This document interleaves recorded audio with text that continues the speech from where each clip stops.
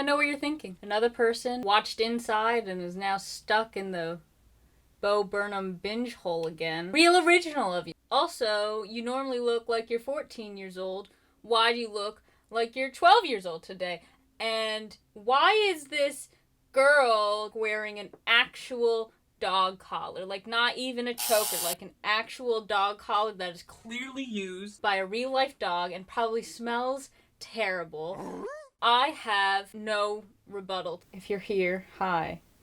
I assume you've also watched Bo Burnham's Inside. We're just gonna start drawing. I'll show you what I have already.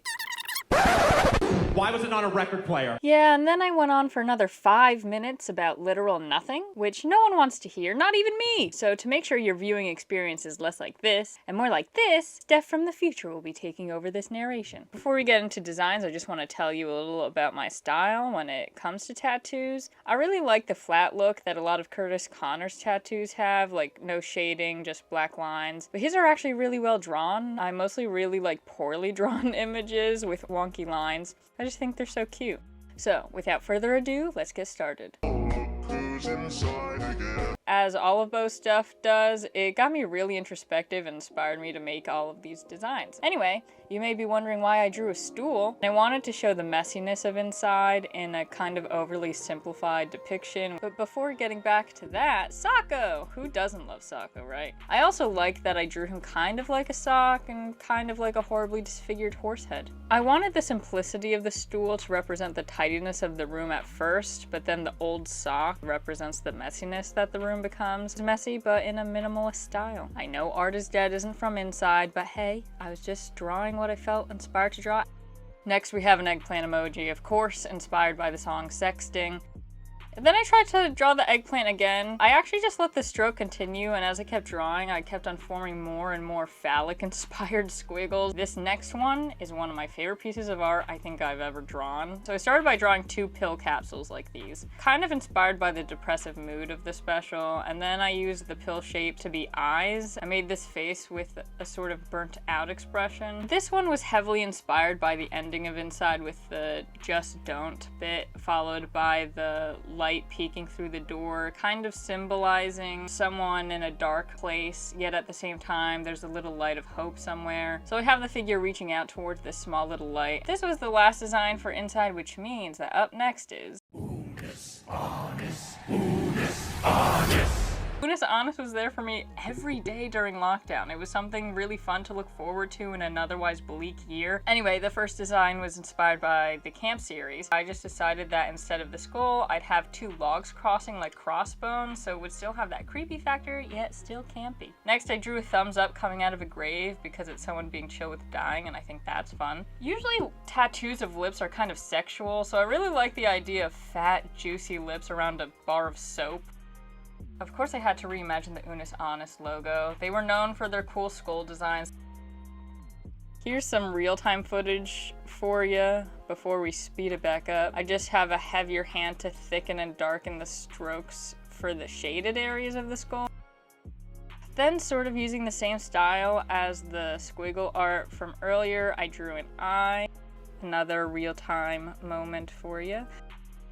Unus Annus always had this looming feeling about it, which is the same vibe I get from like Big Brother's Always Watching sort of thing.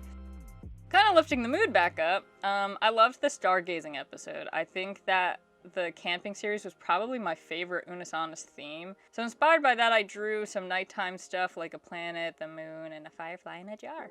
And of course, we have the iconic hot dog episode. I actually couldn't make it entirely through that video. I tried, but honestly, some Unus Annus videos were too gross even for me to watch. But it didn't stop the video and the thumbnail from being iconic, so I had to design a tattoo around it. Arguably, the most iconic thing produced from Unus Annus was Melon Man. Most fan art of Melon Man have him as this really cool monster, and I love it because Melon Man truly was horrifying. But I wanted to do a take where Melon Man is just kind of dopey. Then I just simply sketched a heart balloon popping. Unus Annus had a lot of videos involving balloons. I also made it a popping heart because it came to an end, and also because I'm designing tattoos and it looks cool, okay? To finish off the tattoo board, I dropped in 2 teardrops because the omnipresent eye is having a bad day. And that's all that looks complete. I love all of the inside tattoos. I don't have much to say about the eggplant, but I'm actually really proud of this pill face one. I think I might make a print of it and frame it or something someday. I would honestly be happy to have any of these for a small tattoo, but I think the hot dog or the balloon have to be my favorites. Oh, I'm not sure. Actually could see all of these filling out an arm sleeve together or something.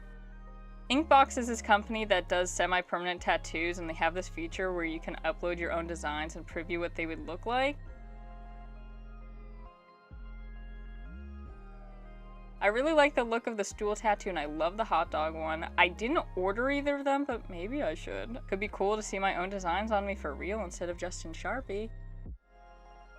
Let me know which design was your favorite. Oh, also, if you're like, Stephanie, this is not the content I signed up for. Where are your short films? My latest 2 short films are on Campus Movie Fest's channel and not on my channel, but links are everywhere around me, below me, you know what I mean. And they both won 2 awards each, so that's pretty cool because that's never happened to me on a solo project before, much less 2 in a row. So check those out if that's what you want. But if you do, trigger warning for a message for Julie. I can't say what the trigger warning is without giving away the ending. So if you have any triggers, just don't watch it. If you're fine with things that usually need trigger warnings, then go ahead. Anyway, okay. I'm gonna go have lunch now. Bye.